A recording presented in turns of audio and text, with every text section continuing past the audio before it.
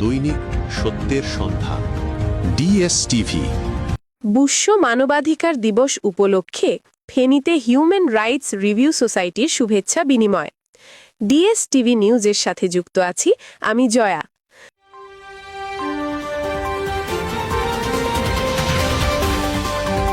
10 December বিশ্ব মানবাধিকার দিবস উপলক্ষে হিউম্যান রাইটস রিভিউ সোসাইটি প্রতিবন্ধী সংস্থা ফেনী জেলা কমিটির পক্ষ থেকে সম্মানিত উপদেষ্টা মেজবাউদ্দিন খান পিপি ফেনী জেলা জজ আদালতকে ফুল দিয়ে শুভেচ্ছা জানান সংগঠনের সভাপতি মুহম্মদ হানিফ ও কমিটির নেতৃবৃন্দরা।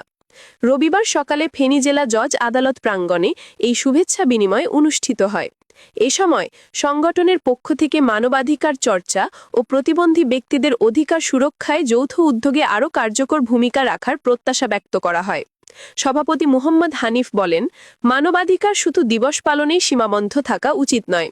প্রতিটি মানুষ, বিশেষত প্রতিবন্ধী ব্যক্তিদের অধিকার নিশ্চিত করতে আমাদের সবার সম্মিলিত প্রচেষ্টা প্রয়োজন। উপদেষ্টা মেজবাউদ্দিন খান পিপি মানবাধিকার রক্ষা ও বিচার প্রার্থী মানুষের পাশে দাঁড়ানোর বিষয়ে সংগঠনের কার্যক্রমকে সাধুবাদ জানান এবং ভবিষ্যতে সহযোগিতা অব্যাহত রাখার আশ্বাস দেন। দিনব্যাপী বিভিন্ন কর্মসূচির মাধ্যমে ফেনী জেলা কমিটি বিশ্ব মানবাধিকার দিবসটি পালন করছে বলে জানা গেছে।